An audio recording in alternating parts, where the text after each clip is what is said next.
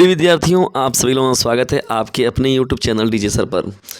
बहुत ही most important session चल रहा है आप सभी लोगों के लिए। वीडियो को बिना स्किप किए पूरा देखिएगा, क्योंकि प्रिय विद्यार्थियों इसमें जो है पूरा का पूरा आप लोग को सॉल्यूशन कराया गया है डीजे सर चैनल पर।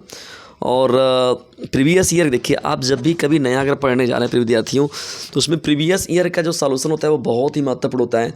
आप लोग ज़रूर देख कर जाइए अपने किसी भी एग्ज़ाम को देने से पहले। देखिए, दुनिया का कोई भी एग्ज़ाम आप दीजिए, लेकिन प्रीवियस ईयर के पेपर को ज़रूर सॉल्व कीजिए, ज़रूर देखिए।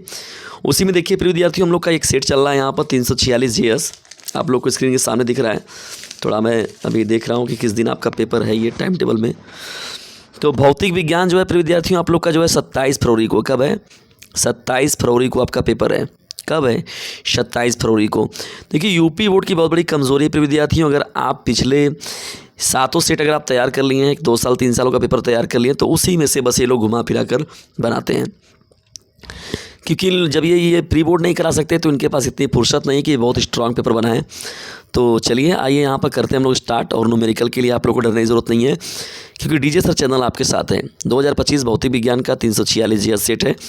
और प्रिय विद्यार्थियों देखिए, बहुविकल्पी का मैंने पूरा सॉल्यूशन के साथ आप लोग का डिस्कस कर रखा है पहले ही, उसको देख लीजिए। आप लोग को डीजे सर मैथ इसी चैनल पर मिल जाएगा। उसके बाद मैंने दूसरा पार्ट बनाया आप लोग का प्रिय विद्यार्थियों, उसमें मैंने डिस्कस किया यहाँ पर आप लोग का जो है भाग 2 वाले जो प्रश्न थे खंड ब में, तो इन सभी का सलूशन मैंने कराया आप लोग को। ठीक है, ये भी मैंने पूरा करा दिया है। अब यहाँ पर जो बढ़ने वाले हैं प्रिय विद्यार्थियों सेशन में आप लोग को, वो बढ़ने वाले हैं सेक्शन सी की ओर, खंड स। तो खंड स में देखिए कौन कौन से प्रश्न हैं, महत्वपूर्ण प्रश्न देखिए। जैसे तीसरा का जो प्रश्न है, परमाणु के रदरफोर्ड मॉडल की मुख्य कमियाँ क्या हैं। देखिए, रदरफोर्ड साहब का जो कथन था कि भैया इलेक्ट्रॉन जो होता है वो नाभिक के चारों ओर परिक्रमा करता है, ठीक है, स्थिरता का व्याख्या नहीं करता है। देखिए रदरफोर्ड का परमाणु मॉडल, ठीक है ना। तो उन्होंने ये कहा कि भैया अगर देखिए ये जो है इलेक्ट्रॉन है, अगर मुख्य रूप से थोड़ा सा मैं फिगर से समझाने का प्रयास करूँ आप लोग को, तो उसने ये बताया, देखिए नाभिक तो ये है धनात्मक है, तो उसने बताया ये देखिए उन्होंने कुछ इस तरीके से व्याख्या दिया, ठीक है। ये तो देखिए ये इलेक्ट्रॉन है, ये इलेक्ट्रॉन का मूवमेंट है, ठीक है, ये इलेक्ट्रॉन का मूवमेंट है, इलेक्ट्रॉन का मूवमेंट है, इलेक्ट्रॉन का मूवमेंट है। उनका ये कहना था कि देखिए कोई भी अगर आवेशित कण है तो ऊर्जा का विकिरण होता है और धीरे धीरे क्या होता है, ऊर्जा का वो उत्सर्जन करता है। जब इलेक्ट्रॉन घूमता है परमाणु नाभिक के चारों ओर, तो क्या होता है कि टक्कर के फलस्वरूप अपनी ऊर्जा को खोता है, और एक समय ऐसा आता है कि वो कहाँ गिर जाता है, नाभिक में गिर जाता है, अस्तित्व उसका समाप्त हो जाता है। तो जबकि वास्तव में परमाणु क्या होता है प्रिय विद्यार्थियों, स्थिर होता है। क्या होता है? स्थिर होता है। तो भाई जाहिर सी बात है, जब ये इलेक्ट्रॉन जा रहे हैं नाभिक में गिर जाएंगे तो केवल धनावेश बचेंगे, फिर लास्ट में क्या होगा कि इलेक्ट्रॉन का अस्तित्व ही खत्म हो जाएगा। तो ये तो गलत बात है। तो इसको जो है बोहर का परमाणु मॉडल जो है रदरफोर्ड के परमाणु मॉडल को काट दिया। तो बोहर ने बताया कि भैया जो है इलेक्ट्रॉन जो घूमते हैं तो उनकी एक निश्चित ऊर्जा होती है और वो एक निश्चित कक्षा में घूमते हैं। तो उन्होंने क्लासिफाई कर दिया कि नहीं भैया, अगर नाभिक है, देखिए जो ये यहाँ पर लाके गिरा दे रहे हैं इसमें, तो इन्होंने ऐसे नहीं बताया। उन्होंने बताया कि भैया अगर ये नाभिक है तो देखिए ये कक्षा हो गया, ये कक्षा हो गया, ये कक्षा हो गया, तो इसमें भी इलेक्ट्रॉन मूवमेंट कर रहा है, इसमें भी। तो अलग अलग एनर्जी के जो इलेक्ट्रॉन है वो अलग अलग कक्षा में मूवमेंट कर रहे हैं। तो ये बताया उन्होंने बोहर साहब ने। तो देखिए ये कमियाँ पाई गई रदरफोर्ड के परमाणु मॉडल की। और जो लाइन स्पेक्ट्रम को जो बताया गया, लाइन स्पेक्ट्रम को किसके, बोहर के रदरफोर्ड के परमाणु मॉडल को जो लाइन स्पेक्ट्रम को देखा गया, तो ये और पतली लाइनों में विभक्त हो गई, ठीक है ना, जिसकी व्याख्या जो है प्रिय विद्यार्थियों वो रदरफोर्ड का परमाणु मॉडल नहीं कर पाया, इसलिए भी फेल हो गया। और इलेक्ट्रॉन की निश्चित कक्षा को ये नहीं बताता है प्रिय विद्यार्थियों रदरफोर्ड का परमाणु मॉडल, जितना कि बोहर क्लियर किए, बोहर साहब बाद में आए तो। और इलेक्ट्रॉन की कक्षा निश्चित नहीं बता पाए, और क्वांटम सिद्धांत का अभाव भी देखा गया इसमें, ठीक है ना। क्वांटम आधुनिक आवर्त को लेकर जो बनाया गई बात, तो श्रोडिंगर वेव तरंग जो बनाया गया उसकी व्याख्या ये नहीं कर पाए, ठीक है। तो इस तरीके से ये प्रिय विद्यार्थियों जो था कोई मिला जुला कर रदरफोर्ड का परमाणु मॉडल जो था वो छोड़ दिया गया, या फिर उससे जो है गलत सिद्ध कर दिया गया। जाहिर सी बात है कि फिर तब बोहर साहब आए, तो बोहर साहब को भी लोग मतलब ऐसे ही चक्र लगा रहता है आप लोगों का। फिर विद्यार्थियों देखिए अभी मोस्ट इंपॉर्टेंट सेशन है, पूरा डिटेल में आप लोग के साथ बात चल रहा है, तो प्लीज़ लाइक ज़रूर कर दीजिए और शेयर ज़रूर कीजिए। फिर विद्यार्थियों sharing is the best way of learning, और चैनल पर नए तो चैनल को सब्सक्राइब करके अपने पास ज़रूर रखिए, ठीक है। और बेल आइकन की घंटी को भी प्रेस कर दीजिए, ठीक है ना, ताकि मोस्ट इंपॉर्टेंट नोटिफिकेशन पहले आपको मिले। चलिए यहाँ पर ख प्रश्न की ओर बढ़ते हैं। एक उत्तल लेंस पर प्रकाश किरणें चित्र के अनुसार पड़ रही हैं। देखिए ये जो है उत्तल लेंस है और इस पर प्रकाश किरणें जो है पड़ रही हैं। यदि लेंस की फोकस दूरी 20 सेंटीमीटर है तो प्रतिबिंब की स्थिति ज्ञात कीजिए, किरण का मार्ग भी दिखाइए। तो प्रिय विद्यार्थियों देखिए यहाँ पर जब हम लोग सॉल्व करेंगे तो पहले देखिए भैया ये जो है किनारे चिपटा है और बीच में मोटा, तो भाई जाहिर सी बात है जो केस है वो उत्तल लेंस का है, ये तो याद रखिएगा। फोकस दूरी दिया गया है प्रिय विद्यार्थियों, आप सभी लोगों को फोकस दूरी देखिए यहाँ पर लिखा गया है कितना है, 20 सेंटीमीटर है, तो आप लिख लीजिए एफ जो दिया गया है आपको 20 सेंटीमीटर, ठीक है। और क्या दिया हुआ है, u, देखिए u जो दिया गया, देखिए u यहाँ डिस्टेंस दिया हुआ है u, तो u जो दिया गया है प्रिय विद्यार्थियों, तो अब जब हम लोग यहाँ से जब लेंगे हम c से जब डिस्टेंस को नापेंगे तो अपोजिट जा रहा है यहाँ पर, तो ये -10 सेंटीमीटर हो जाएगा आपका, ठीक है। ये अपोजिट में हो जाएगा तो -10 सेंटीमीटर हो गया।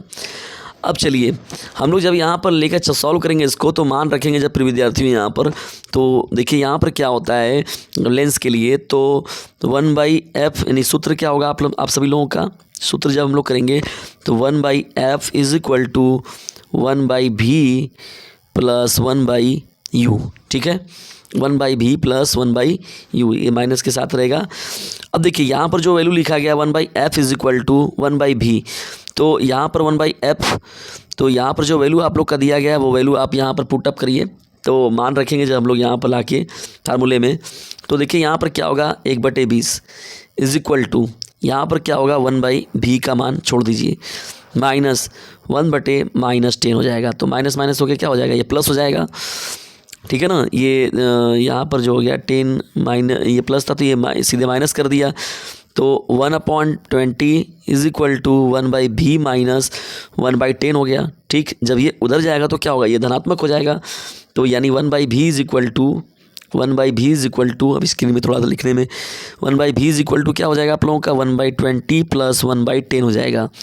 अब जब एलसीएम लेंगे आप 20 और 10 का, तो विद्यार्थी यहाँ पर क्या होगा 20 जो होगा एलसीएम होके चला आएगा, 1 + 2 हो गया, ये हो गया 3/20 हो गया, ठीक है। तो ये 1/v का वैल्यू आया, 1/v का वैल्यू कितना आ गया, ये आ गया 3/20 आ गया, ठीक है।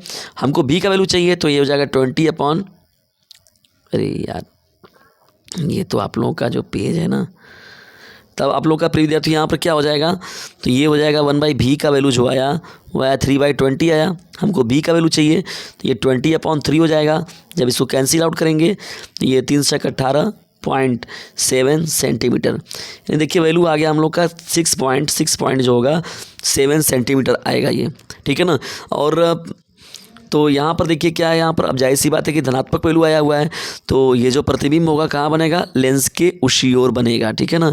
तो इसी तरफ इमेज जो होगा इसका बनेगा, और प्रतिबिंब जो होगा प्रिय विद्यार्थियों क्या बनेगा, आभासी बनेगा, सीधा बनेगा और बड़ा बनेगा। क्या बनेगा, आभासी बनेगा, ठीक है, और सीधा बनेगा और साथ ही साथ बड़ा बनेगा, ठीक है। तो ये वैल्यू आपका सॉल्व होके चलाएगा। ज़बरदस्त तरीके से शेयर कीजिए विद्यार्थियों। देखिए पूरा का पूरा सॉल्यूशन आप लोग के साथ कराया जा रहा है। तो फिजिक्स का देखिए वैसे ही जो होता है ज़्यादातर लोग पेड लेकर ही इतनी व्यवस्थाएं सुविधाएं देते हैं, लेकिन आप लोग को फ्री में पूरा कराया जा रहा है। तो आप लोग की भी एक परम जिम्मेदारी बनती है कि ज़बरदस्त तरीके से अपने क्लासमेट पर इसे शेयर कीजिए। विद्युत चुंबकीय तरंगें क्या होती है विद्यार्थी, ये हम लोग का प्रश्न है। इनके संचरण आरेख खींचकर विद्युत क्षेत्र एवं चुंबकीय क्षेत्र अवयव दिखाइए। तो ये हम लोग का प्रश्न है विद्यार्थियों। देखिए मुख्य रूप से अगर बात करें तो देखिए यहाँ पर क्या होता है, विद्युत चुंबकीय तरंगें क्या होती हैं कि वे तरंगें जिनमें क्या होता है कि जो विद्युत क्षेत्र ई होगा, इलेक्ट्रिक फील्ड जो होगा, और जो चुंबकीय क्षेत्र होगा विद्यार्थियों, मैग्नेटिक फील्ड होगा जो, यानी इलेक्ट्रिक फील्ड जो होगा और जो मैग्नेटिक फील्ड होगा वो परस्पर एक दूसरे क्या होंगे विद्यार्थियों, तरंग की दिशा के लंबवत होंगे। किसके, तरंग की दिशा के लंबवत होंगे, परपेंडिकुलर होंगे, ठीक है ना। तो उन्हें हम लोग विद्युत चुंबकीय तरंगें कहते हैं। यानी वे तरंगे जिनमें विद्युत क्षेत्र जो ई है आपका, वो चुंबकीय क्षेत्र बी परस्पर एक दूसरे के तथा तरंग की दिशा की ये लंबवत होते हैं, परपेंडिकुलर होते हैं, ठीक है ना, 90 डिग्री के कोण पर होते हैं। तो उन्हें हम लोग विद्युत चुंबकीय तरंगे कहते हैं। देखिए प्रॉपर्टीज़ के रूप में अगर हम लोग बात करें प्रिय विद्यार्थियों की, प्रॉपर्टीज इसका क्या क्या होता है विद्युत चुम्बकीय तरंगों का, तो पहला देखिए इसमें महत्वपूर्ण है कि ये माध्यम का आवश्यक नहीं है, इसमें माध्यम आवश्यक नहीं है, आवश्यक नहीं है, मतलब कि इसमें मीडियम की ज़रूरत नहीं पड़ेगी आप लोगों को। और दूसरा देखिए पॉइंट अगर देखा जाए तो निर्वात में जो वेग होगा वो 3 × 10⁸ मीटर प्रति सेकेंड हो जाएगा, 3 × 10⁸ मीटर प्रति सेकेंड हो जाएगा, निर्वात में वेग हो जाएगा, ठीक है। और तीसरा महत्वपूर्ण पॉइंट जो हो जाएगा इसमें प्रिय विद्यार्थियों हो जाएगा, विद्युत एवं चुंबकीय क्षेत्र जो होता है वो समान फेज में होता है, यानी इक्वल फेज में होते हैं। ये क्या होते हैं? इक्वल फेज में होते हैं, समान फेज में होते हैं। किस में होते हैं? समान फेज में होते हैं ये, ठीक है। चलिए आगे बढ़ते हैं हम लोग यहाँ पर। अब जो यहाँ पर मुख्य रूप से अगर देखा जाए, यहाँ पर इसको थोड़ा सा और समझने का प्रयास करें हम लोग, तो जो आरेख के रूप में अगर देखा जाए इनके आरेख के बारे में, तो आपका जो है ना स्क्रीन जो है, आरेख के रूप में अगर बात किया जाए प्रिय विद्यार्थियों, देखिए यहाँ पर आरेख के रूप में, तो यहाँ पर जो है मुख्य रूप से आरेख के रूप में अगर देखा जाए तो देखिए ई क्षेत्र जो होता है मुख्य रूप से, यानी जो चुंबकीय ये जो वैद्युत क्षेत्र होता है वो वाई, देखिए अगर ये आपका एक्स एक्सिस है, ये वाई एक्सिस है, तो ये जो एक्स एक्सिस है आपका, तो एक्स एक्सिस जो होता है वो एक्स एक्सिस और वाई एक्सिस और जेड एक्सिस, तो जेड एक्सिस आपका इधर हो गया, ठीक है। तो ई क्षेत्र जो होता है, देखिए ई जो होता है इसको रिप्रेजेंट करता है, ये ना, ये आपका चुंबकीय क्षेत्र को। और बी क्षेत्र जो देखिए चुंबकीय क्षेत्र, ये हो गया आपका चुंबकीय क्षेत्र हो गया। और जो एक्स क्षेत्र हो गया वो तरंग जो होता है वो इसकी दिशा में चलता है, ठीक है। बी क्षेत्र में हो गया आपका क्या, जेड क्षेत्र में क्या हो गया, बी हो गया आपका, और वाई के क्षेत्र में क्या हो गया, ई हो गया आपका। और ये दोनों की दिशा के लंबवत देखिए, ये जो आपका 90 डिग्री पर और इधर भी 90 डिग्री पर ये तरंग चल रहा है इस तरफ, ठीक है ना, इसी को हम लोग बोलते हैं, ठीक है। चलिए फटाफट लाइक कीजिए, शेयर कीजिए, तभी मजा आएगा पढ़ने और पढ़ाने का।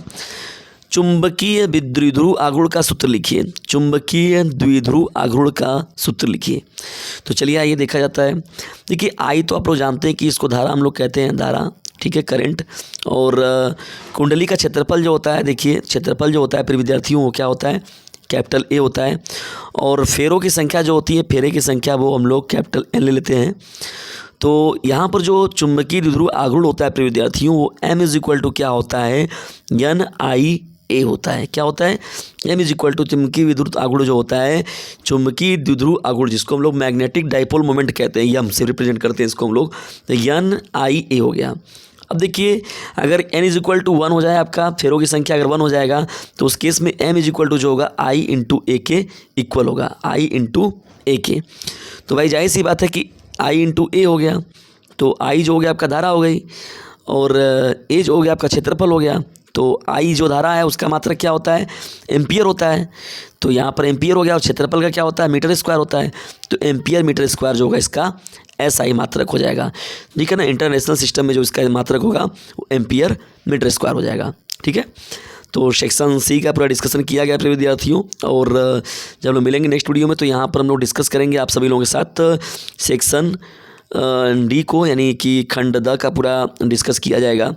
उससे पहले जो प्रिय विद्यार्थियों खंड जो ब पूरा जो है आप देख लीजिए तीनों भाग को, और द के लिए कमेंट बॉक्स में अपनी राय ज़रूर रखिएगा। तो मिलते हैं नेक्स्ट वीडियो में प्रिय विद्यार्थियों। और जी आपको नया इस समय पढ़ने की ज़रूरत नहीं है, जितना आप पुराना पढ़ लीजिए, जितना आप जो है प्रीवियस ईयर के पेपर को सॉल्व कर लीजिए, वही समझ लीजिए आपकी तैयारी है। तो मेरी बात को याद रखिएगा प्रिय विद्यार्थियों, जो है पूरे ज़बरदस्त तरीके से इसका जो पिछला पूरा है पूरा तैयार कीजिए अच्छे से। और प्रीवियस ईयर के पेपर को तो कम से कम ज़रूर देख कर जाइए, अगर उससे और पीछे नहीं देख पा रहे हैं आप तो कम से कम जो 2025 का मोस्ट इंपॉर्टेंट पेपर है उसको पूरा सॉल्यूशन देख कर जाइए, क्योंकि हो सकता है एग्ज़ाम में आपको डिफिनेशन ना पूछे, कहीं अगर कहीं आपका पूरा न्यूमेरिकल ही पूछ दिया तो आप वहाँ उलझ जाएंगे। देखिए थ्योरी तो रटना बड़ी बात नहीं, लेकिन न्यूमेरिकल को समझ के उसको सॉल्व करना बहुत ज़रूरी है।